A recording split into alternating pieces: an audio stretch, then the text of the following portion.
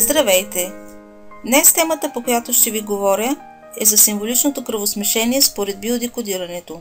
Когато правим проучване на родословното дърво чрез биодекодиране, намираме драми и проблеми от всякакъв вид. Всички конфликти са драми от заболявания, икономически проблеми, необясними смъртни случаи, конфликти за територия, правни проблеми, миграции, войни, изнасилвания, пороци, но най-често повтарящият се конфликт в родословното дърво е реалното или символично кръвосмешение. Реалното кръвосмешение е когато има сексуално или романтично преживяване с член на семейството. Говорим от няколко целувки до зачеването и раждане на деца. Само по себе си кръвосмешението вътре в семейството носи конфликти и емоционални рани, които засягат родословното дърво, и тези конфликти ще се наследят от следващото поколение, за да бъдат разрешени. Тези драми могат да бъдат невъзможността да се зачени или да се родят деца по естествен път, незаинтересованост или отказ да имам деца, отвърляне на здравословен и сексуален живот, предразположеност към сексуално насилие, пълно отвърляне на партньор в живота ми, менструални проблеми, проблеми с яйчниците и матката, патологии при новородени, вярвания, че любовта е нещо лошо. Защо се случва така? Вероятно, защото дори и кръвосмешението да е прието, възниква отрицателни емоции във всички членове на семейството. И също така възникват подсъзнателни поръчки за ремонт. Наследяват се команди за следващите поколения. Тези поръчки могат да бъдат: сексът е лош, мъжете са лоши, жените са лоши, децата са тежест, за какво ти е жена, за какво ти е мъж, избягвай да забременяваш, не бъди привлекателна, ако си дебела, мъжете няма да те харесват, създай си миоми, така че да не можеш да забременееш, живей с вина, защото си жена. Кои са символичните кръвосмешения? Първо ще разясня един важен факт в биодекодирането.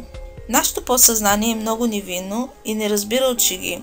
Възприема всичко за реално. Символичното кръвосмешение и истинското кръвосмешение за подсъзнанието са едно и също нещо. Така че символичното и реалното кръвосмешение имат една и съща сила.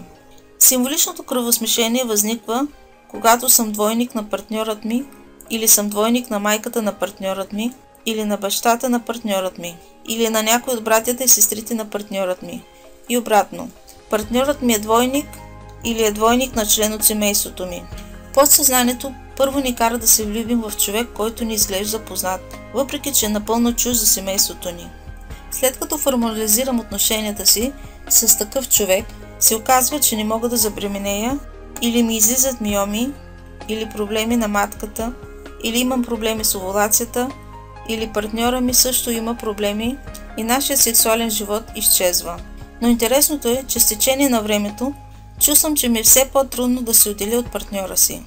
След проучването на датите в родословното дърво се окаже, че партньорът ми е двойник на брат ми или на сестра ми, тогава подсъзнанието ми възприема, че аз всъщност живея с брат си, или съм влюбен в брат си или в сестра си.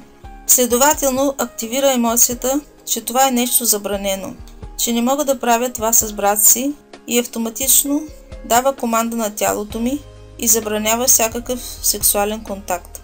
Защото това е кръвосмешение, дори и символично. Това е недопустимо. Също се случва и ако партньорът ми се окаже, че е двойник на баща ми или на майка ми. За подсъзнанието ми държа любящи отношения с тях и по тази причина това е кръвосмешение. Ако аз съм двойник на партньора си, със сигурност ще се разбираме много добре, но пък ще се влюбим прекалено силно. Проблемът е, че това, което е почнало като много страстни отношения, обикновено почти после се превръща в отношения като между брат и сестра, губещи се в сексуалната си интимност. Следователно, символичното кръвосмешение дълбоко променя типа на връзката и на тази база е много трудно да се поддържа дълбока, здрава и стабилна връзка. Ако партньорът ми е двойник на брат ми, то ние сме символични братя. Ако аз съм двойник на майката на партньорът ми, означава, че той е търсил майка си в мен. Ако аз съм двойник на бащата на партньора ми, значи, че той е търсил баща си в мен. Или ако съм двойник на брат му или на сестра му, партньорът ми просто е гледал на мен като на приятел. Това обикновено е основната причина, която може да ни постави в неудобно положение или да нямаме деца.